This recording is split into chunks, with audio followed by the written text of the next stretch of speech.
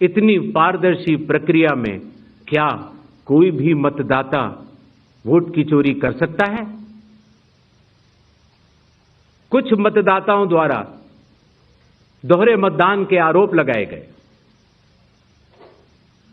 सबूत मांगने पर जवाब नहीं मिला। ऐसे मिथ्या आरोपों से न तो चुनाव आयोग डरता है और न ही कोई मतदाता। जब चुनाव आयोग के कंधे पर बंदूक रखकर भारत के मतदाताओं को निशाना बनाकर राजनीति की जा रही हो, तो आज चुनाव आयोग सबको स्पष्ट करना चाहता है कि चुनाव आयोग निडरता के साथ सभी गरीब, अमीर, बुजुर्ग, महिला, युवा सहित सभी वर्गों और सभी धर्मों के मतदाताओं के साथ बिना किसी भेदभाव के चट्टान की तरह खड़ा था, खड़ा है और खड़ा रहेगा। जय हिंद, जय भारत। आप लोग भाग्यवान हैं। कई लोगों के पास घर नहीं होता, लेकिन उसका नाम भी मतदाता सूची में होता है। और उसका पता क्या दिया जाता है? उसका पता वो जगह दी जाती है जहां वो व्यक्ति रात को सोने आता है। कई बार सड़क के किनारे, कई बार पुल के नीचे, या कई बार लैंप पोस्ट के किनारे। और फिर अगर ये कहा जाए कि वो फर्जी मतदाता है, ये हमारे गरीब मतदाताओं, बहनों, भाइयों और बुजुर्गों के साथ एक बहुत बड़ा खिलवाड़ है। 0 नंबर। आपको पता है इस देश में करोड़ों लोगों के घरों के पते के आगे 0 नंबर है।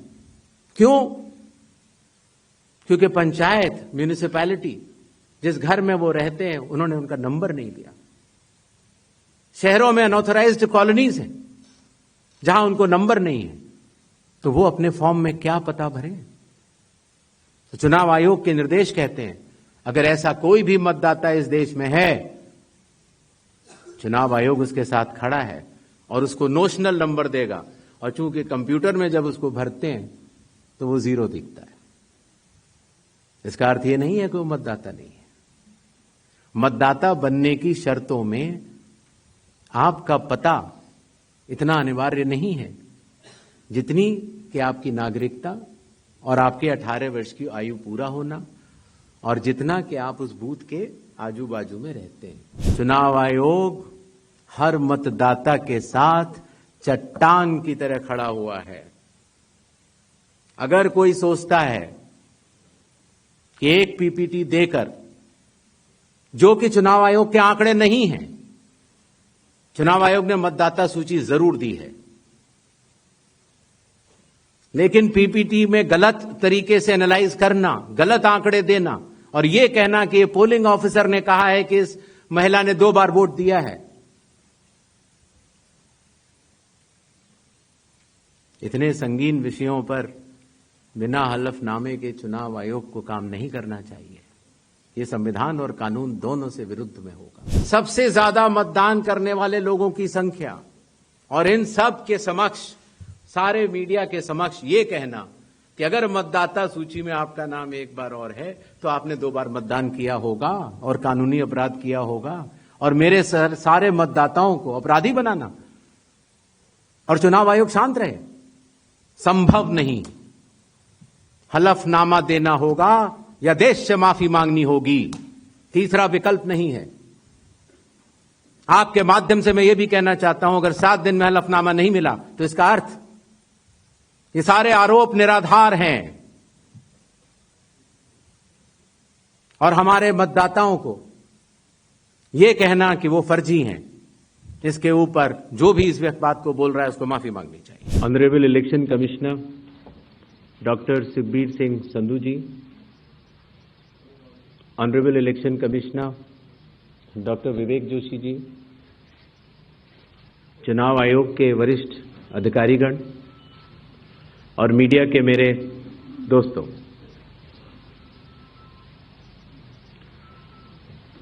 सबसे पहले चुनाव आयोग मतदाताओं के नाम एक संदेश देना चाहता है। भारत के संविधान के अनुरूप भारत का हर नागरिक जो 18 वर्ष की आयु पूरी कर चुका हो, उसे मतदाता अवश्य बनना चाहिए और मतदान भी अवश्य करना चाहिए। आप सभी जानते हैं कि कानून के अनुरूप हर राजनीतिक दल का जन्म चुनाव आयोग में रजिस्ट्रेशन से ही होता है। तो फिर चुनाव आयोग उन्हीं राजनीतिक दलों में भेदभाव कैसे कर सकता है? चुनाव आयोग के लिए न तो कोई विपक्ष है, न तो कोई पक्ष है, सब समकक्ष हैं। चाहे किसी भी राजनीतिक दल का कोई भी हो, चुनाव आयोग अपने संवैधानिक कर्तव्य से पीछे नहीं हटेगा। पिछले 2 दशकों से लगभग सभी राजनीतिक दल मतदाता सूची में त्रुटियों के सुधार के लिए मांग करते रहे हैं और इसी मांग को पूरा करने के लिए ही चुनाव आयोग ने गहन पुनरीक्षण अर्थात स्पेशल इंटेंसिव रिवीजन SIR की शुरुआत बिहार से की है।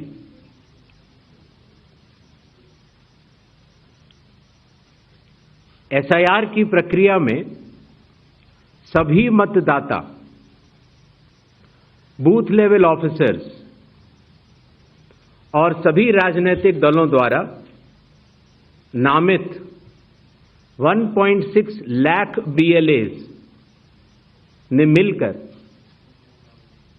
एक प्रारूप सूची तैयार की है।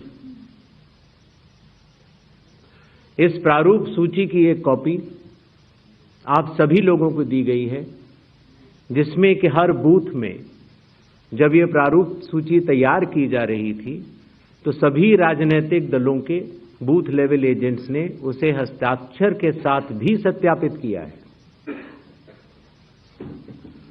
इस प्रारूप सूची में त्रुटियां हटाने के लिए एक बार फिर निर्धारित समय परिधि में सभी मतदाता और राजनीतिक दल मिलकर अपना बहुमूल्य योगदान दे रहे हैं। विगत आंकड़ों के अनुसार स्वयं मतदाताओं ने लगभग 28,370 ऐसे क्लेम्स एंड ऑब्जेक्शंस दिए हैं और जो मतदाता 1 जुलाई को 18 वर्ष की आयु पूरी कर चुके हैं या 1 अक्टूबर को 18 वर्ष की आयु पूरे करने वाले हैं, ऐसे 1,03,703 मतदाताओं ने भी अपना आवेदन फॉर्म 6 और डिक्लेरेशन के साथ किया है।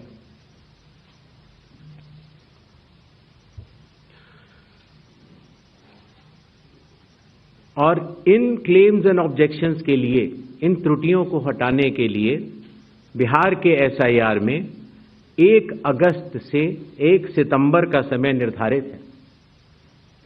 अभी भी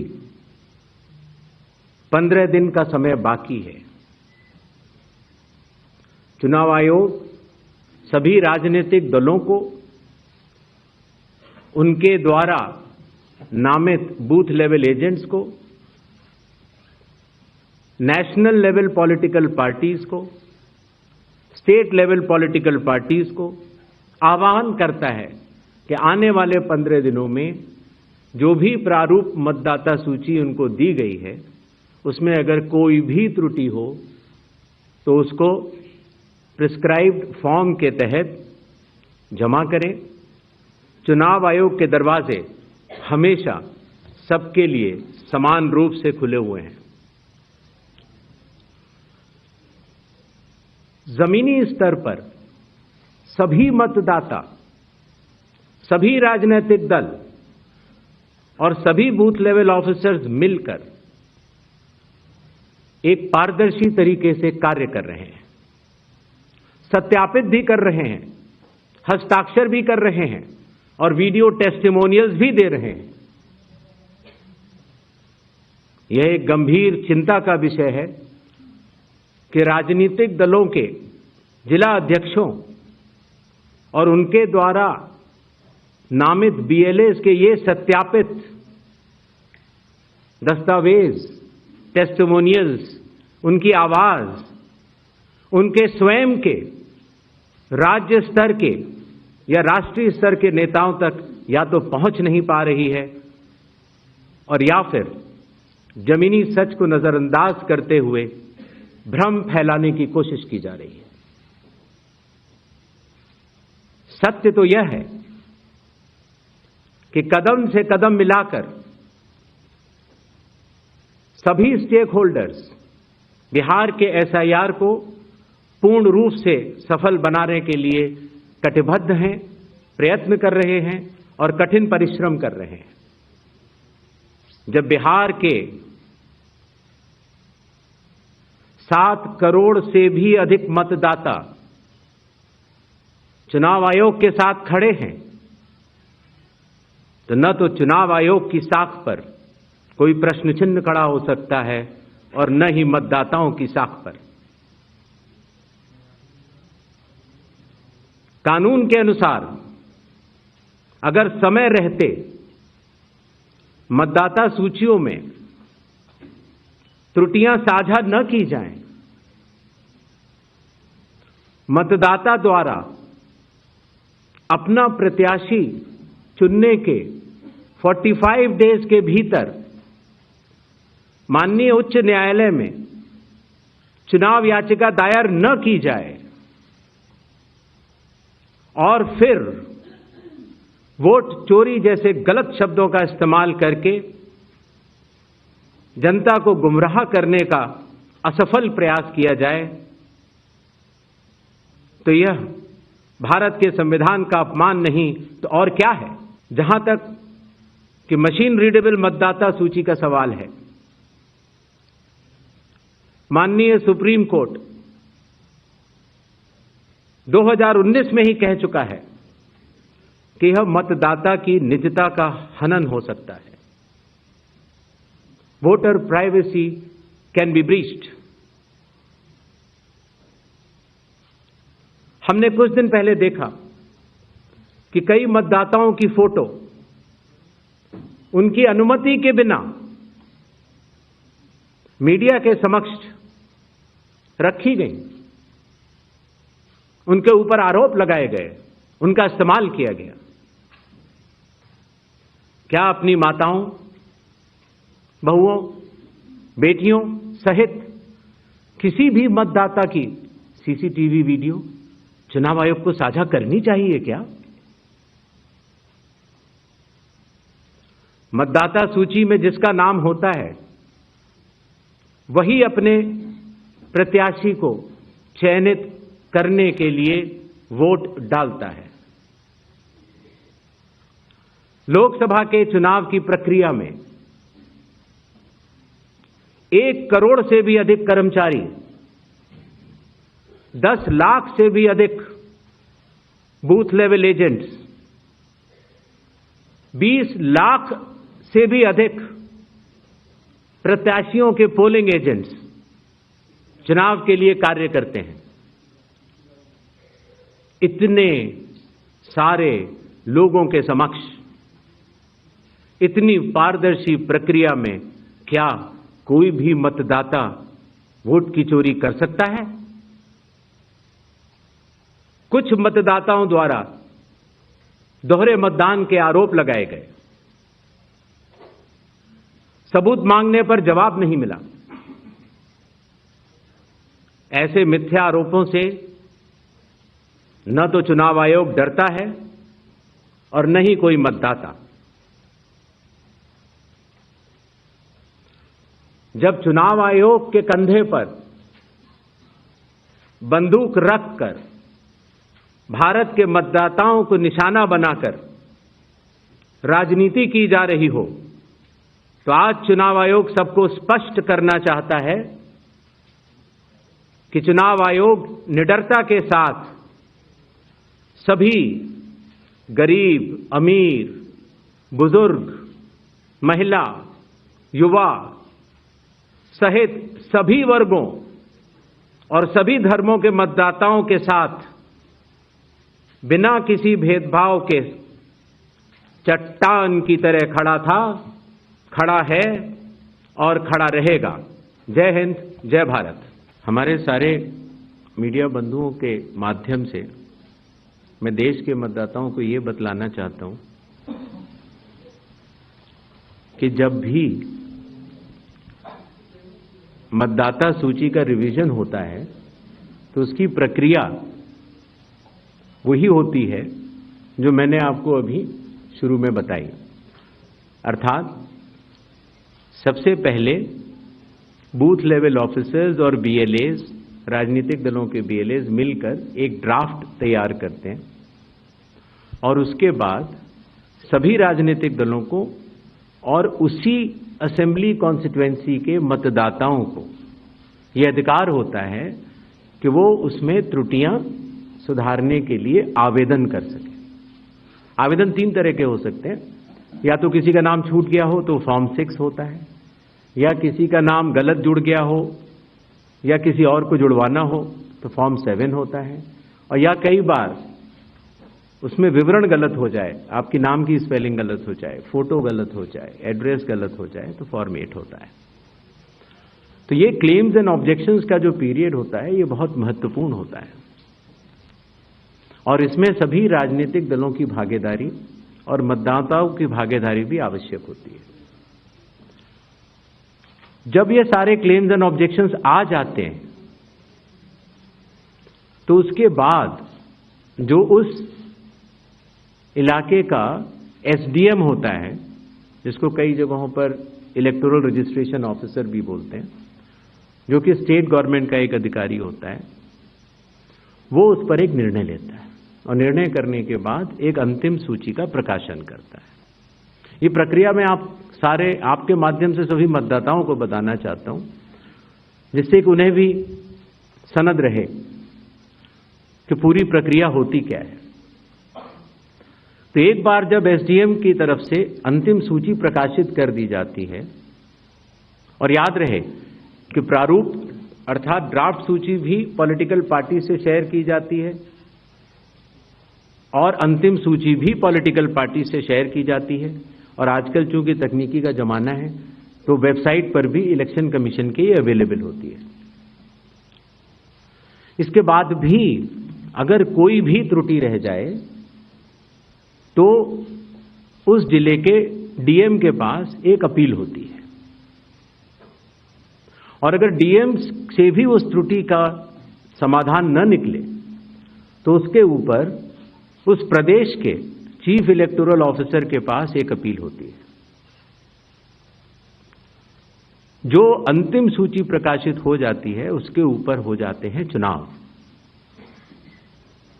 जब चुनाव होते हैं तो पॉलिटिकल पार्टीज अपने कैंडिडेट्स को खड़ा करती हैं और उन कैंडिडेट्स को यह सूची एक बार फिर दे दी जाती है कि इस सूची के ऊपर मतदान होगा, और यह सूची मतदान केंद्रवार दी जाती है।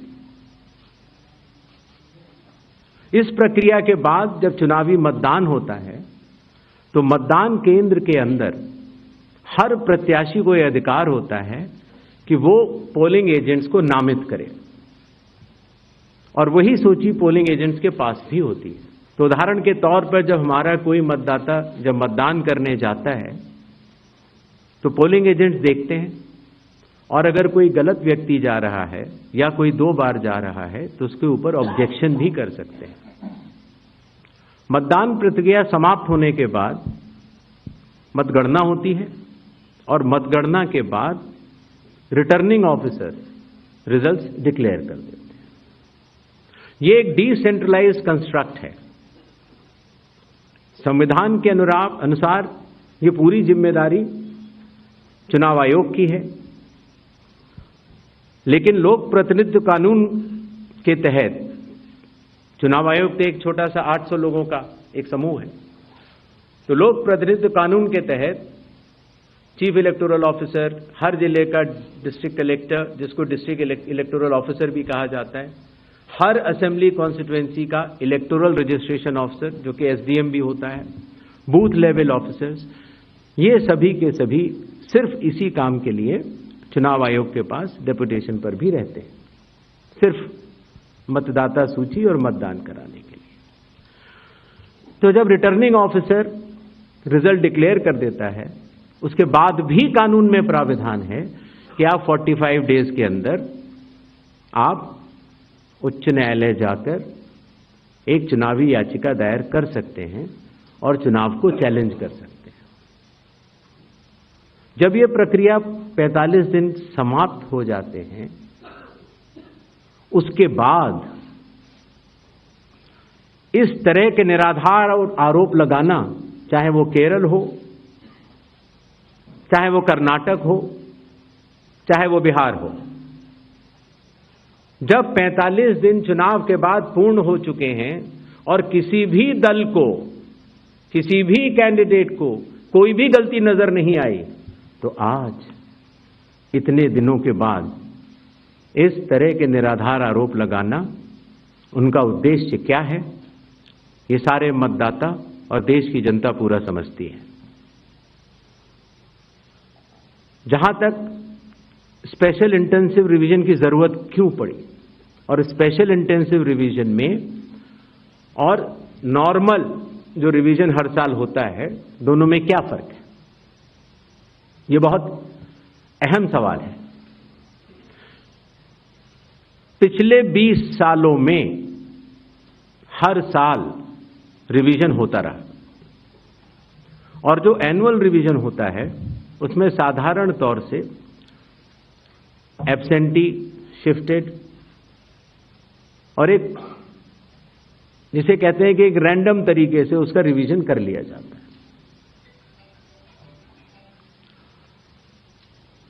जब पिछले 20 सालों से इंटेंसिव रिवीजन नहीं हुआ, हालांकि पहले होते थे, अभी तक भारत में 10 से ज्यादा बार स्पेशल इंटेंसिव रिवीजन हो चुके हैं। और स्पेशल इंटेंसिव रिवीजन की खासियत यह होती है कि मतदाता सूची को, इलेक्टोरल रोल को टोटली मैक्सिमम प्योरीफाई करने के लिए एक इन्यूमरेशन फॉर्म भरा जाता है और हर मतदाता उसको जब भर के देता है तो उसका नाम मतदाता सूची में फ्रेश, एकदम नए तरीके से सूची बनाई जाती है। और ये इंटेंसिव रिवीजन इसलिए भी आवश्यक हो गया, एक तो सभी राजनीतिक दलों की लगातार शिकायतें आती जाती हैं कि साहब वहां पर वोट बढ़ गए, वहां पर वोट कट गए, इन लोगों का वोट सही बना, इन लोगों का वोट गलत बना। साथ ही साथ समय के साथ कई लोग जो गांव में रहते थे, जहां पर उनका वोट था, वो शहर में आ गए, उनका वोट गांव में रह गया और जब वो शहर में आए तो वोट कटवाने की प्रक्रिया की भी अपनी कानूनी जटिलताएं हैं, तो उनका वोट गांव में भी रह गया, शहर में भी हो गया। और आजकल आपको पता है, जैसे जैसे भारत का विकास होता जा रहा है, वैसे वैसे लोग शहर छोड़ के भी दूसरे शहरों में भी जाते हैं। मुझे आशा है कि जितने हमारे मीडिया बंधु हैं वो भी शायद किसी न किसी दूसरे शहर को छोड़ के यहां पर आए होंगे, तो जब वो यहां रहने लग जाते हैं तो उनका वोट यहां भी बन जाता है। तो इस तरह से करते करते एक व्यक्ति के जाने या अनजाने में कई जगह वोट रह गए। तो मतदाता सूची को शुद्ध करने के लिए इन्यूमरेशन फॉर्म एकमात्र रास्ता रह जाता है, क्योंकि मैं आपको एक उदाहरण भी देता हूं। जैसे मान लीजिए श्रीपर्णा चक्रवर्ती जी हैं, उनका पहला वोट था श्रीपर्णा चक्रवर्ती के नाम से, दूसरा वोट जब वो दूसरी बार उन्होंने भरा तो उन्होंने भर दिया एस चक्रवर्ती। पिताजी का नाम मुझे पता नहीं है, माफ करें, लेकिन ए बी चक्रवर्ती भरा। अगली जगह जब उन्होंने भरा तो उन्होंने कहा कि नहीं, अखिल बी चक्रवर्ती। तो यह असंभव हो जाता है जानना कि ये दो व्यक्ति एक हैं कि नहीं। तो एक ही तरीका है कि उसके लिए इन्यूमरेशन फॉर्म जारी किए जाएं और एक व्यक्ति एक बार में एक ही इन्यूमरेशन फॉर्म भरेगा, जिससे कि मतदाता सूची का शुद्धिकरण भी होगा। अगर उनका नाम गलत लिख गया है तो वो भी वो सही कर सकते हैं, अगर उनकी फोटो ठीक नहीं है तो वो भी सही कर सकते हैं, अगर उनका पता ठीक नहीं है, माता पिता का नाम ठीक नहीं है तो वो भी ठीक कर सकते हैं। तो ये रही एसआईआर की आवश्यकता। एसआईआर में डोर टू डोर जाना पड़ता है। बूथ लेवल ऑफिसर हमारे बिहार के लगभग 90,000 बूथ लेवल ऑफिसर्स 7,89,00,000 लोगों के घर घर जाकर उन्होंने एक एक व्यक्ति को एन्यूमरेशन फॉर्म दिया।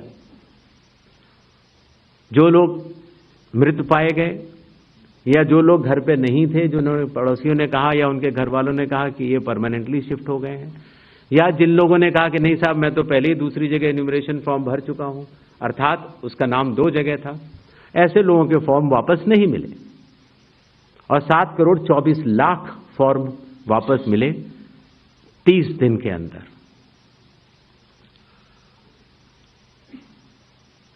इनमें से एक सवाल यह था कि कितने नेपालीज हैं और कितने बांग्लादेशीज। पहली बात तो मैं स्पष्ट कर देना चाहता हूं कि भारत के संविधान के अनुसार सिर्फ भारत का नागरिक ही एमएलए और एमपी का चुनाव कर सकता है।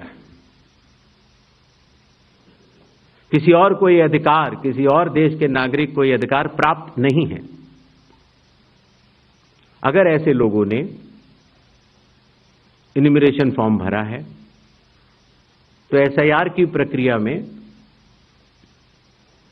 अपनी पात्रता सिद्ध करने के लिए कुछ दस्तावेज भी मांगे गए, जिनकी गहन जांच 30 सितंबर तक होनी है। और ऐसे केस में जो ऐसे लोग हैं जो कि हमारे देश के नहीं हैं, गहन जांच के दौरान वो पाए जाएंगे और निश्चित तौर से उनका वोट नहीं बनेगा। जहां तक वेस्ट बंगाल के एसआईआर की तारीख की बात है, हम तीनों कमिश्नर्स एक उचित समय देखकर उसका निर्णय लेंगे कि कब वेस्ट बंगाल में होना है या देश के अन्य राज्यों में कब होना है। उसकी तारीखों का ऐलान आने वाले समय में उचित समय पर किया जाएगा। एक और सवाल था कि जब इतनी पारदर्शी प्रक्रिया है तो फिर भ्रम फैलाने वाली कोशिश पर आप कुछ लोगों से ये कह रहे हैं कि फॉर्म 7 दे दें और कुछ लोगों से कह रहे हैं कि आप शपथ पत्र दे दें। इसका जवाब ये है, लोक प्रतिनिधित्व कानून में जो सबके लिए बराबर है, मेरे लिए भी है, आपके लिए भी है और किसी भी सांसद के लिए भी है और किसी भी एमएलए जी के लिए भी है। अगर आप उसी निर्वाचन क्षेत्र के निर्वाचक हैं तो आपको समय रहते शिकायत करने का पूरा मौका है। आप फॉर्म 6 भर सकते हैं, फॉर्म 7 भर सकते हैं, फॉर्म 8 भर सकते हैं। आपके राजनीतिक दल के बूथ लेवल एजेंट्स को भी यह अधिकार प्राप्त होता है कि वो एक शपथ देकर 10-10 फॉर्म भी बूथ लेवल ऑफिसर्स को दे सकते हैं, बशर्ते आप उस विधानसभा क्षेत्र के निर्वाचक हो। लेकिन अगर आप उस विधानसभा क्षेत्र के निर्वाचक नहीं हैं, उस कॉन्स्टिट्यूएंसी के आप इलेक्टर नहीं हैं, और अगर आप अपनी शिकायत को आगे बढ़ाना चाहते हैं, एक विषय होता है शिकायत करना, एक होता है उसके ऊपर भ्रम फैलाना, और एक होता है उसके ऊपर चुनाव आयोग पर आरोप लगाना। तो ग्रेडेड रिस्पांस के तहत अगर आप उस क्षेत्र के निर्वाचक नहीं हैं तो आपके पास एकमात्र कानून में विकल्प है, और वो है रजिस्ट्रेशन ऑफ इलेक्टर रूल संख्या 20 sub clause 3 sub clause B, जो ये कहता है कि अगर आप निर्वाचक नहीं हैं उस विधानसभा क्षेत्र के, तो आप एक विटनेस के तौर पर अपनी शिकायत दर्ज करा सकते हैं और इलेक्टोरल रजिस्ट्रेशन ऑफिसर को आपको एक ओथ देनी होगी और वो ओथ जिस व्यक्ति के खिलाफ आपने शिकायत की है उसके सामने एडमिनिस्टर करानी होगी। ये कानून शायद इस सदन में बैठे सभी लोगों के जन्म के पूर्व का बना हुआ है और सबके लिए बराबरी तौर से लागू है। मशीन रीडेबल मतदाता सूची और सर्चेबल मतदाता सूची, दोनों में हमें अंतर समझना होगा। जो चुनाव आयोग की वेबसाइट में मतदाता सूची होती है उसमें आप एपिक नंबर डाल के सर्च कर सकते हैं, डाउनलोड भी कर सकते हैं। इसको मशीन रीडेबल नहीं कहा जाता। मशीन रीडेबल के ऊपर मैंने आपको शुरुआती उसमें बताया था कि 2019 में माननीय सुप्रीम कोर्ट ने भी इस विषय का गहन अध्ययन किया और ये पाया कि मशीन रीडेबल इलेक्टोरल रोल देने से वोटर की प्राइवेसी का हनन हो सकता है। इसलिए मशीन रीडेबल एक अलग चीज है। मशीन रीडेबल का अर्थ ये होता है कि आप उस इलेक्टोरल रोल को पढ़ भी सकते हैं। उसमें अगर आपके पास कंप्यूटर पे वो सूची आ गई तो आप ये फोटो उठा के दूसरी जगह भी डाल सकते हैं। अगर आपने एक व्यक्ति की फोटो दूसरी जगह डाल दी और पलट दी तो वो व्यक्ति वोट ही नहीं कर पाएगा, क्योंकि जब वो वोट करने जाएगा तो उसका चेहरा नहीं मिलेगा। तो मशीन रीडेबल एक अलग चीज है, मशीन रीडेबल वर्जित है।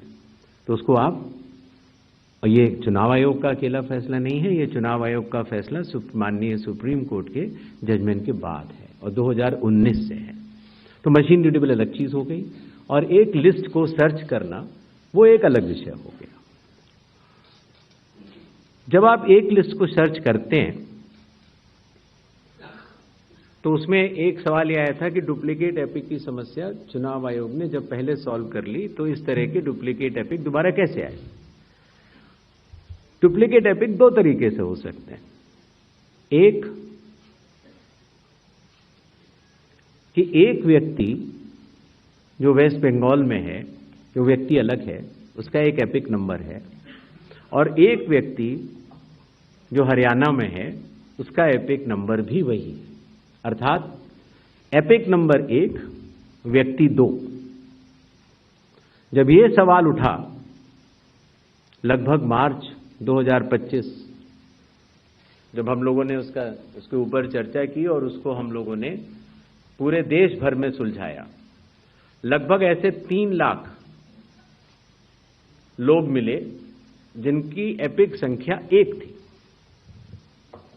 तो उनकी एपिक संख्या बदल दी गई, जिससे एक ही एपिक से 2 लोग न हो, एक ही नंबर के 2 लोग न हो। दूसरी तरह की डुप्लीकेसी ऐसे आती है जब एक ही व्यक्ति का एक से ज्यादा जगह मतदाता सूची में नाम हो और उसका एपिक नंबर अलग हो। अर्थात व्यक्ति 1 एपिक अनेक। पहली वाली स्थिति ये थी एपिक 1 व्यक्ति अनेक। तो एपिक 1 व्यक्ति अनेक की समस्या तो चुनाव आयोग ने पहले सुलझा ली, लेकिन जब ये विषय आया कि एक ही व्यक्ति और उसके कई एपिक्स हैं, तो कुछ केसेस में जब शिकायत आई तो हम लोगों ने तहकीकात की तो ये समझ में आया कि जो व्यक्ति, जैसे मैंने आपको बताया था कि अगर वो गांव में रहता था तो वहां उसका एक जगह नाम था, फिर वो शहर में आया, फिर वो वहां से चलते चलते दिल्ली या बंबई पहुंच गया और उसने अपना पुराना नाम डिलीट नहीं कराया। पहले यह संभव नहीं था। 2003 से पहले नाम अगर आपको पुरानी जगह से कटवाना है तो कोई वेबसाइट नहीं थी इलेक्शन कमीशन की जिसमें एक ही जगह सारा डेटा हो, हर स्टेट। तो अगर आप पटना से चल के दिल्ली आ चुके हैं और आप पटना का वोट कटवाना चाह रहे थे तो आप एक पत्र लिख सकते हैं। अब उस पत्र के ऊपर कार्रवाई हुई, आपने सही जगह भेजा, नहीं भेजा और आपका वहां वोट नहीं कटा। आप दिल्ली आ चुके, आपका यहां नया मतदाता सूची में नाम आ गया, आपके पास एक नया एपिक नंबर है। तो 2003 से पहले चूंकि तकनीकी सुविधा अवेलेबल नहीं थी, तो इस तरह के बहुत लोग जो माइग्रेट कर करके अलग अलग जगह गए, उनके नाम कई जगह आ गए। फिर एक ये सवाल उठा कि फिर उसको आज की तारीख में तो वेबसाइट है, कंप्यूटर है, उसको आप सेलेक्ट करके हटा सकते हैं। लेकिन वही मैं बात आपको बताना चाह रहा था, चुनाव आयोग मतदाताओं के साथ चट्टान की तरह खड़ा होता है। अगर किसी के कहने से मैं आपका वोट काट दूं, या किसी के कहने से मैं ये मानूं कि पीयूष जी के नाम के, अगर आपको अंदाजा न हो तो अगर पीयूष जी के नाम को अगर आप 100 करोड़ में सर्च करेंगे तो आपको हजारों लोग मिलेंगे। अब कौन से पीयूष जी का नाम काटा जाए, कौन से पीयूष जी दो हैं ये? तो अगर इसको जल्दीबाजी में किया जाएगा तो किसी भी मतदाता का नाम गलत कट सकता है, आपकी जगह किसी और का कट जाए। इसलिए शायद पिछले 20 सालों में टेक्नोलॉजी तो थी, लेकिन टेक्नोलॉजी का उपयोग करके किसी का मतदाता सूची से नाम काटा जाए, ये गलत होगा। और इसीलिए चुनाव आयोग ने ऐसा नहीं किया। और इसकी या तो व्यक्ति खुद कर सकता है तो कोई आपत्ति नहीं है, और या फिर स्पेशल इंटेंसिव रिवीजन के जरिए जब ये एन्यूमरेशन फॉर्म बनेगा तो पीयूष पांडे जी के पास ही फॉर्म पहुंचेगा। अगर उनके पास दूसरा फॉर्म पहुंच जाएगा तो एक ही पे दस्तखत करेंगे और डुप्लीकेट वोट की समस्या का निदान हो जाएगा। एसआईआर में हड़बड़ी क्यों? यह भी एक भ्रम फैलाया जाता है। आप लोग मुझे बताएं कि चुनाव से पहले मतदाता सूची शुद्ध करनी चाहिए या चुनाव के बाद? चुनाव से पहले। और यह बात चुनाव आयोग नहीं कह रहा है, यह बात लोक प्रतिनिधित्व कानून कह रहा है कि हर चुनाव से पहले आपको मतदाता सूची शुद्ध करनी होगी। यह चुनाव आयोग का कानूनी दायित्व है। फिर यह बात आई कि 7 करोड़ से ज्यादा बिहार के मतदाताओं तक क्या चुनाव आयोग पहुंच पाएगा? हकीकत आपके सामने है। जब 24 जून से यह कार्रवाई शुरू हुई तो यह पूरी प्रक्रिया लगभग 20 जुलाई तक ही समाप्त हो गई। फिर यह बात आई कि साहब जुलाई में क्यों? उस समय मौसम अच्छा नहीं होता। तो आपकी जानकारी के लिए मैं बताना चाहता हूं कि बिहार में इसके पहले भी 2003 में एसआईआर हुआ था और उसकी तारीख थी 14 जुलाई से 14 अगस्त, और तब भी सफलतापूर्वक हुआ था। और इस बार भी सफलतापूर्वक सबके एन्यूमरेशन फॉर्म्स वापस आ गए। एक और सवाल पूछा गया कि माननीय सुप्रीम कोर्ट के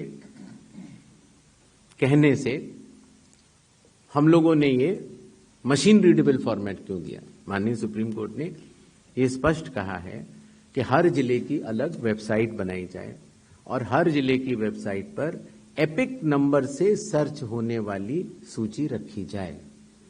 और आपको ये जानकर हर्ष होगा कि 56 घंटों के अंदर चुनाव आयोग ने उसका अनुपालन किया है और हर जिले की वेबसाइट की सूची आप सबको जो फोल्डर दिया गया है उसमें है, आप भी सर्च कर सकते हैं।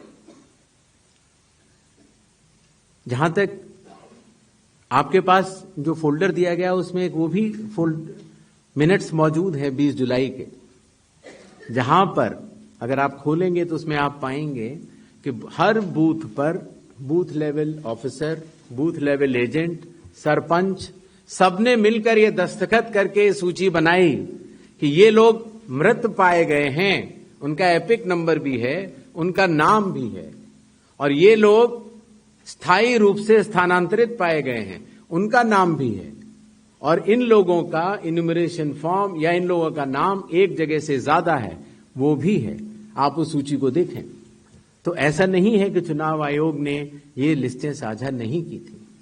लेकिन चूंकि इसका अंतिम निर्णय अभी ईआरओ ने नहीं लिया था, इसीलिए ये सूचियां राजनीतिक दलों को दे दी गई थी और कुल मिलाके जिन लोगों के इन्यूमरेशन फॉर्म नहीं आए वो 1 अगस्त को जब ड्राफ्ट लिस्ट दी गई थी राजनीतिक पार्टियों को, वो भी दस्तावेज आपको दिए गए हैं जिसमें कि हर पॉलिटिकल पार्टी ने साइन करके ये लिस्ट ली है, जिसमें कहा है कि ये वाले नाम तो आ चुके हैं प्रारूप सूची में और ये वाले नाम नहीं आए हैं। हर जिला प्रेसिडेंट ने उस लिस्ट को सत्यापित किया है 1 अगस्त को और अपने टेस्टिमोनियल्स भी दिए हैं। तो ये सूचना और भी लोगों तक पहुंचे, आप तक भी पहुंचे। चुनाव आयोग तो पारदर्शिता का स्वागत करता है और ये बहुत ही अच्छी बात है। शायद इससे अगर कुछ लोग जो छूट गए हों, अगर वो नाम दे पाए, तो चुनाव आयोग का तो नारा है हर पात्र मतदाता को सूची में लाना है और हर अपात्र मतदाता को सूची से हटाना है। तो उस उद्देश्य में ये हमारी मदद कर रहा है।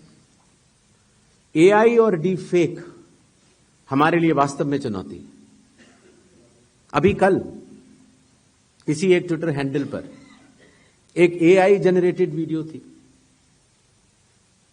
जो कि सत्य से परे, लेकिन इस तरह की चुनौतियों का सामना करने के लिए चुनाव आयोग तो भरसक प्रयास करेगा, लेकिन कानून के दायरे में ही रहकर कर सकता है।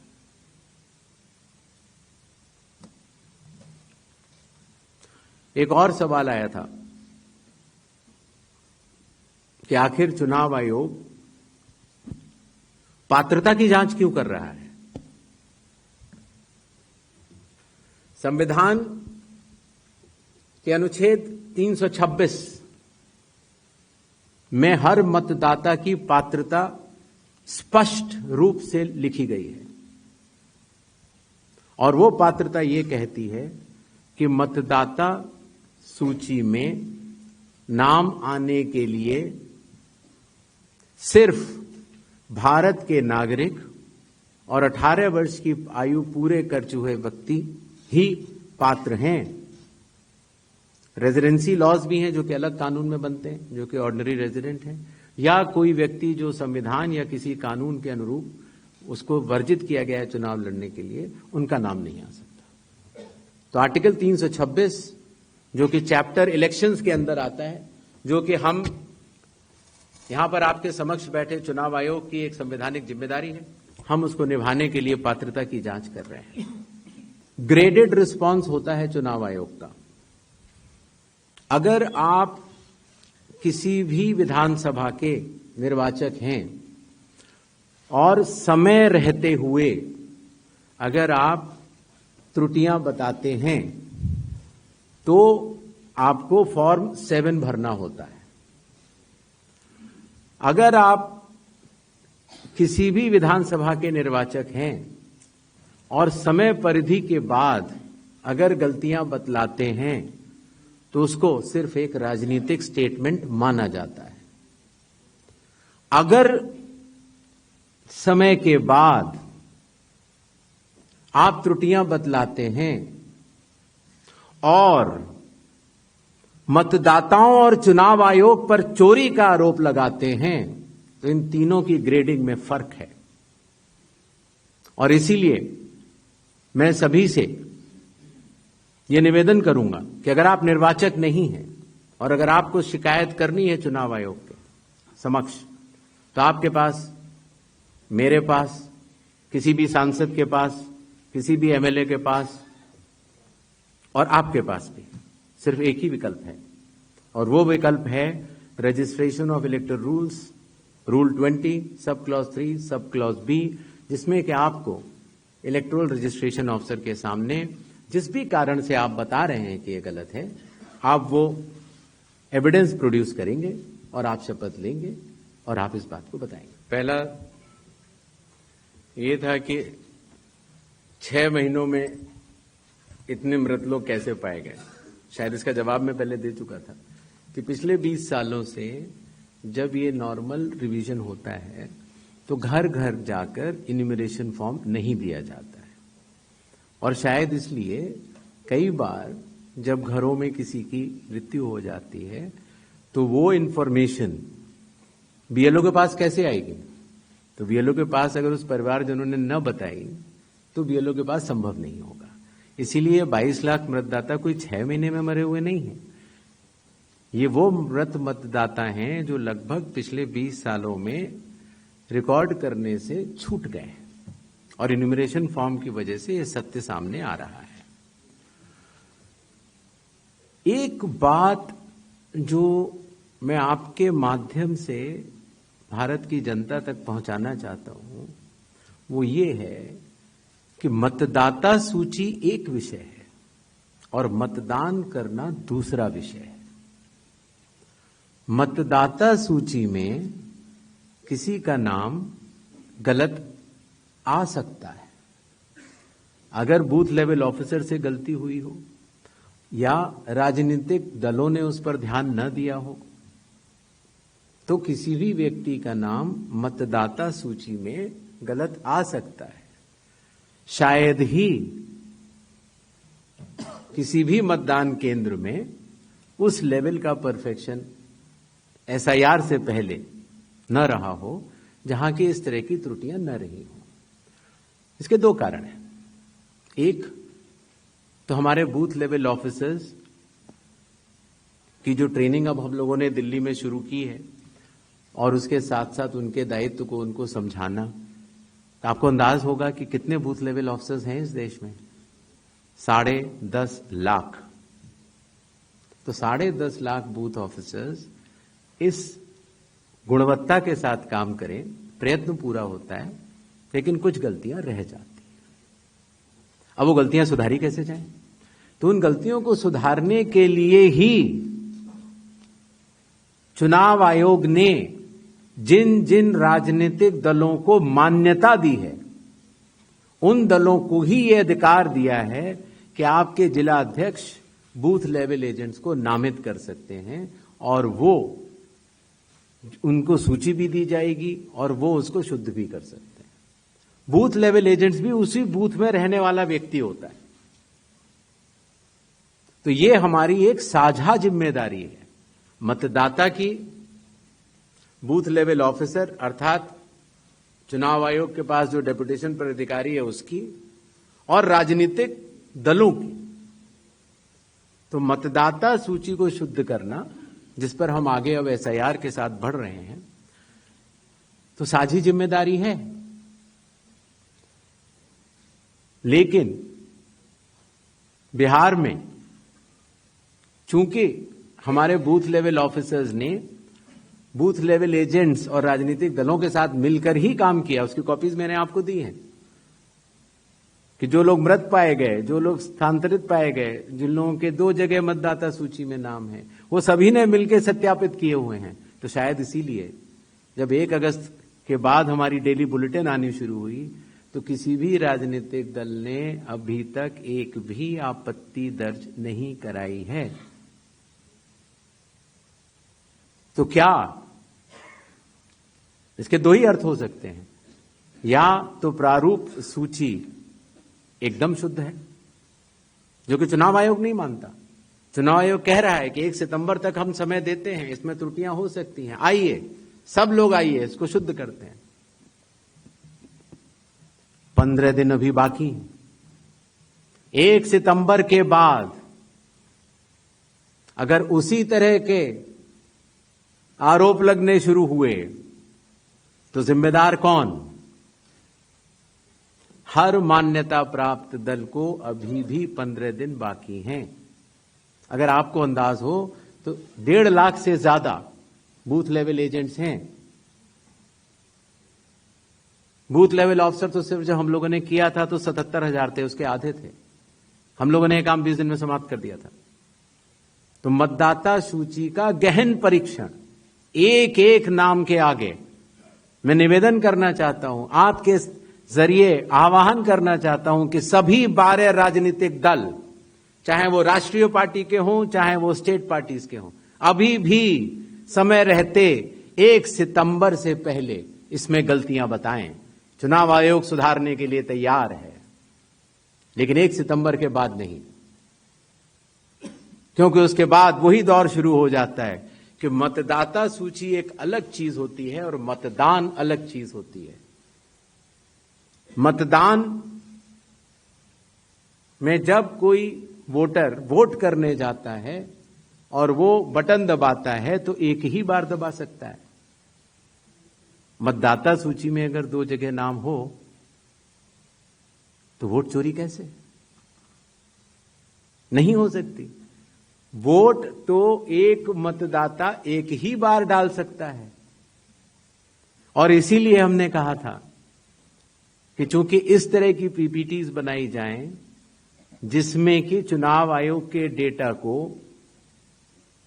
गलत तरीके से एनालाइज किया जाए और उसके जरिए यह कहा जाए कि चूंकि मतदाता सूची में ये नाम है इसीलिए मतदान गलत हुआ। मतदाता सूची और मतदान 2 अलग विषय हैं और इन दोनों को अलग अलग ही देखा जाता है। दोनों के कानून भी अलग हैं। मतदाता सूची का कानून है लोक प्रतिनिधित्व कानून 1950 और मतदान करने का कानून है लोक प्रतिनिधित्व कानून 1951। दोनों के नियम अलग हैं, दोनों के लोग अलग हैं, और दोनों चीजों को जुड़ा के ऐसा भ्रम फैलाना कि अगर मतदाता सूची में कोई ऐसी चीज है, जैसे एक विषय आया था, किसी ने कहा कि साहब हाउस नंबर 0 है, 80,000 लोगों के हाउस नंबर 0 हैं, इसीलिए वो फर्जी हैं। अगले दिन कई सारे मतदाता खड़े हो गए, उन्होंने कहा नहीं साहब हम तो यहां रहते हैं। तो आपके थ्रू मैं जनता को बताना चाहता हूं कि हर पंचायत और हर म्यूनिसिपैलिटी में जरूरी नहीं है कि आपका घर होते हुए भी उसको घर का नंबर दिया गया। तो चुनाव आयोग जो कि एक एक मतदाता को ढूंढ कर उसका वोट डलवाता है।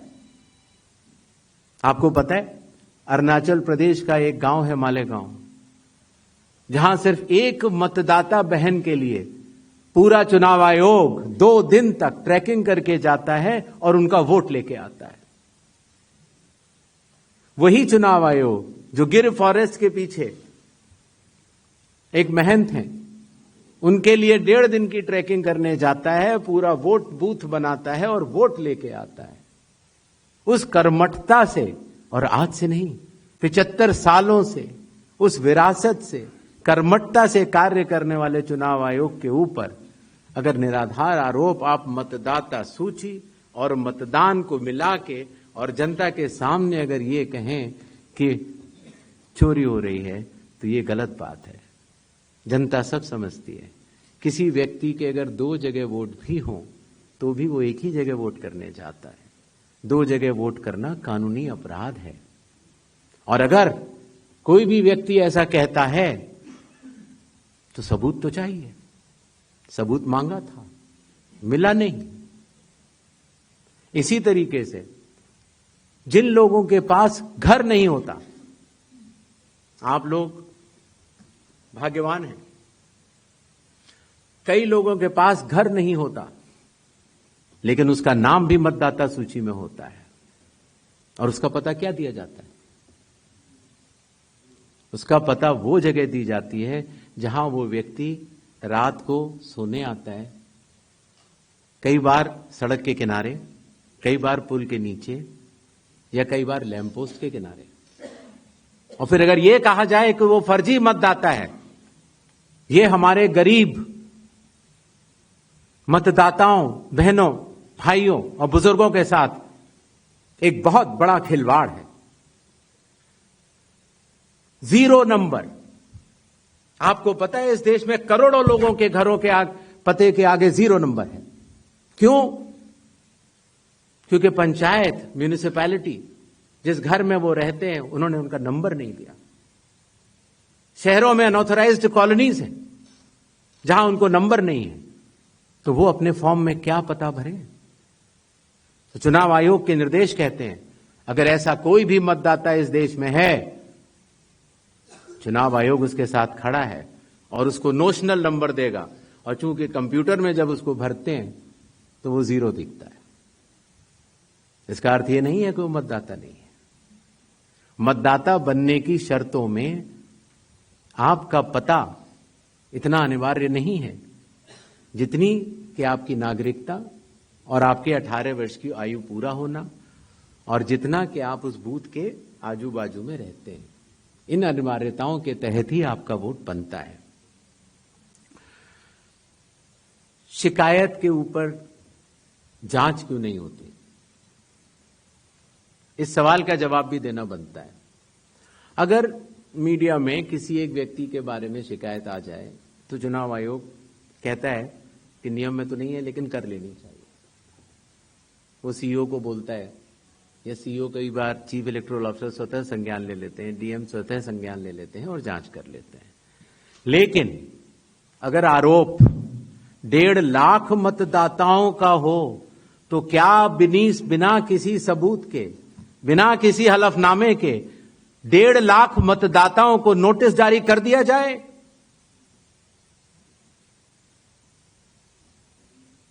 क्या यह न्याय संगत होगा?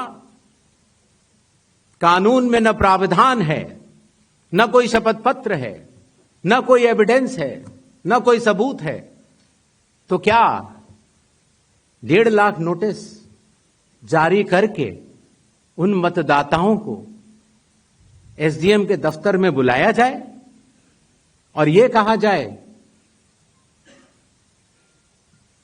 कि आप फर्जी हैं? क्या मतदाता चुनाव आयोग से यह नहीं पूछेगा कि आपके पास क्या सबूत है? आज भी आपके मीडिया में चल रहा है, जितने नाम लिए गए सब एक एक करके सामने आ रहे हैं। और अगर चुनाव आयोग ने उनको नोटिस दिया होता तो हमारी साख गिरती कि बढ़ती? किसी ने सवाल पूछा था तो मैंने सोचा बतलाता चलो। बिना किसी सबूत के किसी भी वैलिड मतदाता का नाम नहीं कटेगा। चुनाव आयोग हर मतदाता के साथ चट्टान की तरह खड़ा हुआ है। अगर कोई सोचता है कि एक पीपीटी देकर, जो कि चुनाव आयोग के आंकड़े नहीं हैं, चुनाव आयोग ने मतदाता सूची जरूर दी है, लेकिन पीपीटी में गलत तरीके से एनालाइज करना, गलत आंकड़े देना और यह कहना कि ये पोलिंग ऑफिसर ने कहा है कि इस महिला ने 2 बार वोट दिया है, इतने संगीन विषयों पर बिना हलफनामे के चुनाव आयोग को काम नहीं करना चाहिए। यह संविधान और कानून दोनों से विरुद्ध में होगा। और यह भी मैं आपको बतलाना चाहता हूं कि यह सवाल जो आया था ट्रस्ट, मैंने आपको पहले भी कहा था कि जहां तक मतदाताओं की बात है, हिंदुस्तान में 60% से ज्यादा वोटिंग होती है। जो दुनिया के बड़े बड़े जनतंत्र जिसके लिए सोच सकते हैं, दुनिया का सबसे बड़ा जनतंत्र है भारत। दुनिया का सबसे बड़ी मतदाता सूची हमारे पास है, लगभग 90 करोड़ से 100 करोड़ के बीच में। सबसे बड़ी मतदाता सूची, सबसे बड़े चुनाव कर्मियों की फौज, सबसे ज्यादा मतदान करने वाले लोगों की संख्या, और इन सब के समक्ष, सारे मीडिया के समक्ष यह कहना कि अगर मतदाता सूची में आपका नाम एक बार और है तो आपने 2 बार मतदान किया होगा और कानूनी अपराध किया होगा, और मेरे सारे मतदाताओं को अपराधी बनाना और चुनाव आयोग शांत रहे, संभव नहीं। हलफनामा देना होगा या देश से माफी मांगनी होगी, तीसरा विकल्प नहीं है। आपके माध्यम से मैं यह भी कहना चाहता हूं, अगर 7 दिन में हलफनामा नहीं मिला तो इसका अर्थ ये सारे आरोप निराधार हैं और हमारे मतदाताओं को यह कहना कि वो फर्जी हैं, इसके ऊपर जो भी इस बात को बोल रहा है उसको माफी मांगनी चाहिए। महाराष्ट्र में वोटर लिस्ट बढ़ी, समय रहते जब ड्राफ्ट सूची थी तो दावे और आपत्ति क्यों नहीं जमा कराए गए?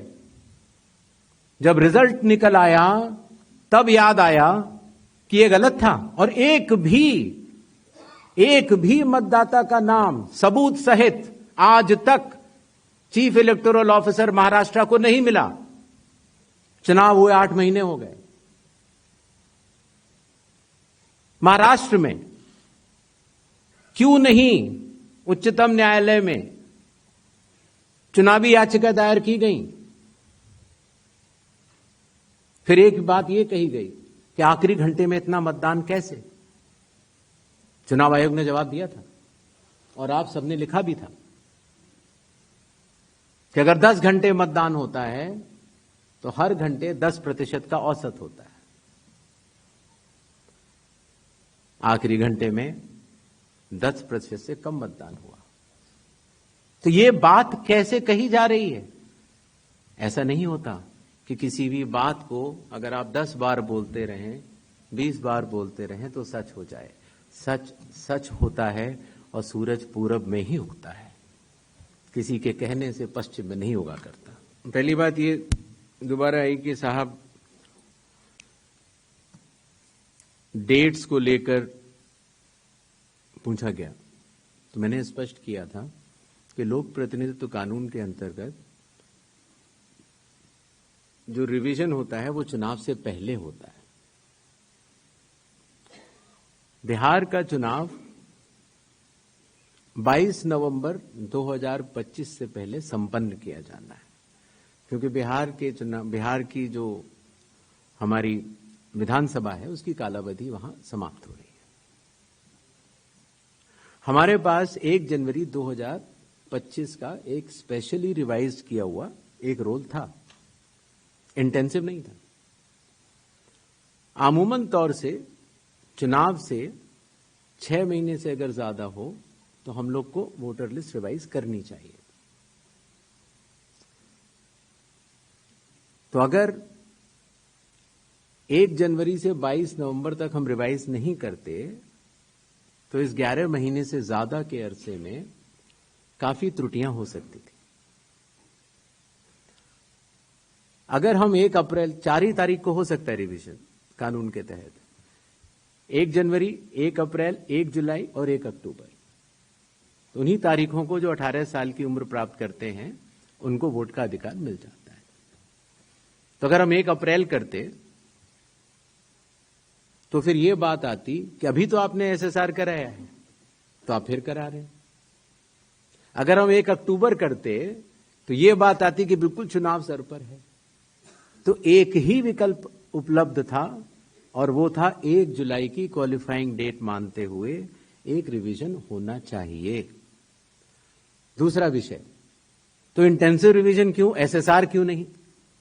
ये बात मैं आप लोग ही तो कह रहे हो कि एसएसआर में इतना गहन परीक्षण नहीं हुआ, इसीलिए कई त्रुटियां पाई गईं जो कि अब इन्यूमरेशन फॉर्म से आ रही हैं।